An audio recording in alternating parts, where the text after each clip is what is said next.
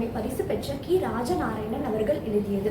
கிராமத்து வெள்ளந்தி மனிதர்கள் காட்டும் விருந்தோம்பல் மனசுக்குள் எப்பவும் பசுமையாக இருக்கும். அவர்களது இயல்பான வரவேற்பும் எளிமையான உணவும் மதிய வேக்காட்டில் நடந்து வந்த களைப்பை மறக்கடிக்க செய்யும். பசித்த வேளையில் வந்தவர்களுக்கு தம்மிடம் இருப்பதையே பகிர்ந்து கொடுக்கிற நேயம் கிராமத்து விருந்தோம்பல். அப்படி நடக்கும் ஒரு நிகழ்வு நம் கண் முன் காட்சியாகி நின்றது. அன்னமையா எனும் பெயருக்கும் அவரின் செயலுக்கும் உள்ள பொருத்த பாட்டினை இக்கதையில் காண்போம். சுப்பையாவின் புஞ்சையில் அருகெடுத்துக் கொண்டிருந்தார்கள். அதிகாலை நேரம். ஒரு பாய்ச்சல் அருகெடுத்து முடித்துவிட்டு காலை கஞ்சி குடிக்க உட்கார போகும் வேளையில் வாயில் இருந்த பல்குச்சியை துப்பிவிட்டு சுப்பையா கேட்டான், யாரோ ஒரு சாமியாரை இழுத்துட்டு வாரான். மறக்கும் ஒரு வயிற்றுக்கு கஞ்சி ஊத்தி நாமும் குடிப்போம்.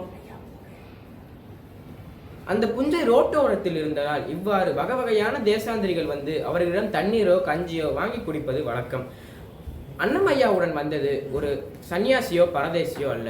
அவன் நடக்க முடியாமல் உட்கார்ந்து ஆயாசமாக எழுந்து வந்து கொண்டிருந்தான். அவன் ஆடையும் அழுக்கு தாடியும் தள்ளாட்டமும் பார்ப்பதற்கே வயோதிகனாகவும் சாமியாரை போலவும் தோண வைத்தது.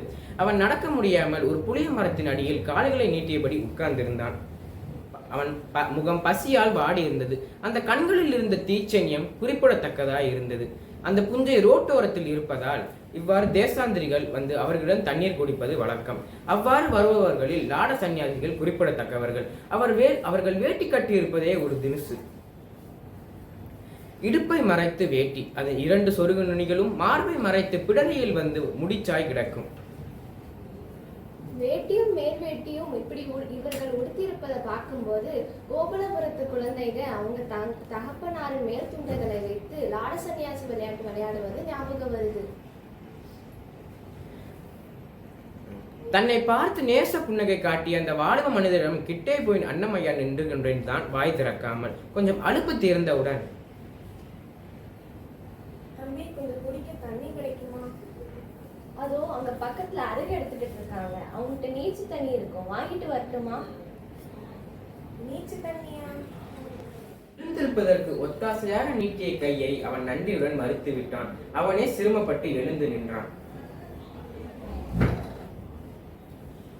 இருக்கும் ஒரு வேப்ப மரத்தின் அடியில் அவர்கள் ஏகப்பட்ட மண்கலயங்களை கண்டனர். அந்த கரிசல் மண் தரையில் அந்த மண்கலயங்கள் பாதி புதைக்கப்பட்டிருந்தன. மண்கலயங்களை எதுக்கு மண்ணில பதிச்சு வச்சிருக்கீங்க? காகங்கள் வந்து அழகன்னு வச்சு அதை அசிங்கப்படுத்தாம இருக்கிறதுக்கு தான் இந்த ஏற்பாடு செஞ்சிருக்காங்க. அன்னமையா அந்த ஒரு மண்கலயத்தில் இருந்த கல்லை அகற்றினான். அந்த கற்களை அந்த மண்கலயங்களில் சிரட்டையை அகற்றினான். அந்த சிரட்டையை அந்த மண்கலயங்களில் மூடியாகவும் அமைந்திருந்தது. அதே போல் இருந்த மற்றொரு சிரட்டையில் காணத்துவையிலும் ஊறுகாய் மட்டுமே இருந்தது. அதை மற்றொரு சிரட்டையில் தட்டினான். அந்த சிரட்டையை தன் கைகளால் சுத்தப்படுத்தினான். பின் நீற்று பாகத்தை வடித்து தன் பதமான கால்களில் அதை வைத்து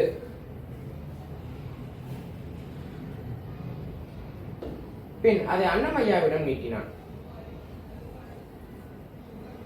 வாங்கியதும் அதை எப்படி குடிப்பது என்ற தயக்கம் அவனுள் ஏற்பட்டது. சும்மா கடிச்சு குடிங்க. அந்த கஞ்சி அவனுள் உள்ளே போகும்போது ஜீவ ஊற்று அவனுள் பெருக்கெடுத்தது. கண்கள் சொருகின. மிடறு தொண்டை வழியாக இறங்குவதன் சுகத்தை அவன் உணர்ந்தான். உட்கார்ந்து குடிங்க.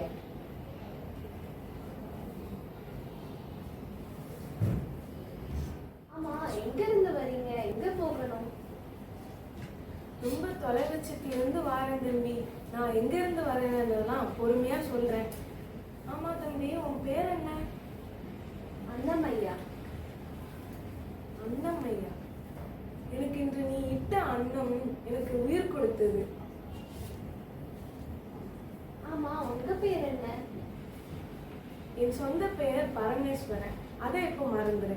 என் பேரு மணி. நீ மணினே கூப்பிடு. ஆமா தம்பி, இப்ப நம்ம எங்க போகணும்? அதோ அங்க அருகே எடுத்துக்கிட்டு இருக்காங்க. அங்க என்னோட ஃப்ரெண்டு சுப்பையான பேரு, காலேஜ் படிக்கிறான். அவன் லீவுக்கு வந்துருக்கான். அங்க போவோமா? ஓ, போவோமே. அன்னமையாவின் புஞ்சைக்கு பக்கத்தில் தான் சுப்பையாவின் புஞ்சை. அங்கு போனால் சுப்பையா இருப்பான். அந்த ஆள் எழுந்தவுடன் அங்கே கூட்டிச் செல்ல அன்னமையா முடிவெடுத்த போது அந்த ஆளிடமிருந்து சிறு அலுப்பும் தெரிந்தது. சரி, முழிப்பு வந்தாச்சு என்று நினைத்த போது அந்த ஆளிடமிருந்து நன்றி கலந்த புன்னகை வெளிப்பட்டது. எழுந்திருக்க மனசு இல்லாமல் படுத்துக்கொண்டே பேசினான் அந்த ஆள். ஆமா தம்பி, உங்க ஊர் பேர் என்ன? இந்த ஊர் பேரு இடைசேரி. தெரிந்து கொண்ட போது அந்த பெயர் அவனுக்கு வினோதமாக பட்டிருக்க வேண்டும். உட்கார்ந்த பிறகு இரண்டாவது சிரட்டைக்கு கலைத்தை பாதத்தின் பேரிலேயே வைத்து சுற்றி அடித்ததும் தெளிவு மறைந்தது. பின் சோற்றின் மகிழி மேலே வந்ததும் அதை வார்த்து கொடுத்தான். அன்னமையா கொடுத்ததை அவன் வாங்கி குடித்து விட்டு சீட்டையை கையெழுத்தி விட்டு வேப்பமர நிழலில் படுத்து விட்டான். வந்தவனுக்கு எப்படி ஒரு நிறைவு ஏற்பட்டதோ அதை விட மேலான நிறைவு அன்னமையாவுக்கு ஏற்பட்டது. வரத்துக்காரனின் தூக்கம் முடியும் வரை அன்னமையா காத்திருந்தான். அருகில் தொகுதியாக அருகு எடுத்துக் கொண்டிருந்தார்கள். கரிசல் காட்டு சம்சாரிகளுக்கு அருகு ஒரு அரக்கன். வெட்ட வெட்ட முளைமுளைப்பது போல அது அவர்களுடன் விளையாட்டு காட்டிக் கொண்டிருந்தது. கள்ளிக்கு ஒரு வெள்ளைப்பூச்சி கண்டுபிடிச்ச வெள்ளைக்காரன் அருகலிக்கு ஒரு மருந்து கண்டுபிடிக்கலையே. அருகே எடுக்கிறதுலயே நம்ம வாழ்நாள் முக்காவாசி முடிஞ்சிடும் போல. அன்னமையாவும் மணியும் சுப்பையாவின் புஞ்சைக்கு சென்றார்கள். அன்னமையாவையும் மணியையும் அவர்கள் வரவேற்றனர். வாங்க வாங்க உட்காங்க. அவர்களோடு சேர்ந்து உண்ணும்படி கேட்டுக்கொண்டனர். மணி அவர்களோடு சேர்ந்து வட்டத்தில் உட்கார்ந்தான். சாப்பிடுவதற்கு முன் கையை கழுவிக்கொள்ள வேண்டும் போலப்பட்டது. ஆனால் அவர்கள் யாருமே கையை கழுவிக்கொள்வதாக தெரியவில்லை. அவர்களுக்கானது நமக்கு என்று இடது கையை நீட்டினான். அவனது இடது கையில் ஒரு கால் உருண்டை கம்மஞ்சோற்றை வைத்தனர். அதில் ஒரு சிறு பள்ளம் தோண்டினார்கள்.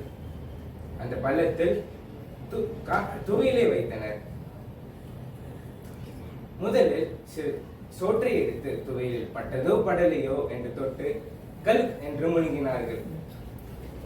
யாரோடும் யாரும் எதுவும் பேசிக் கொள்வதில்லை. முழுங்குவதிலேயே கண்ணும் கருத்துமாக இருந்தார்கள். அவர்கள் உண்ணுகிற வேகம், ஆர்வம், அனுபவிப்பு சாப்பாடு எப்படி இருக்குமோ என்று மணிக்கு தோண வைத்தது. முதலில் சிறு சோற்றை எடுத்து ருசி பார்த்தான். சோற்றின் அடி அவனை என்னவோ செய்தது. துவையிலோடு சேர்த்து சாப்பிட்டால் பரவாயில்லை போலப்பட்டது. கடுமையான பசியிலும் மணியால் அரை உருண்டைக்கு மேல் சாப்பிட இயலவில்லை. அன்னமையாவும் சுப்பையாவும் ஆளுக்கு ஒரு உருண்டை தான் சாப்பிட்டார்கள். அவர்கள் சாப்பிட்டு முடித்துவிட்டு மணியினால் கைகளை சுத்தப்படுத்திக் கொண்டார்கள்.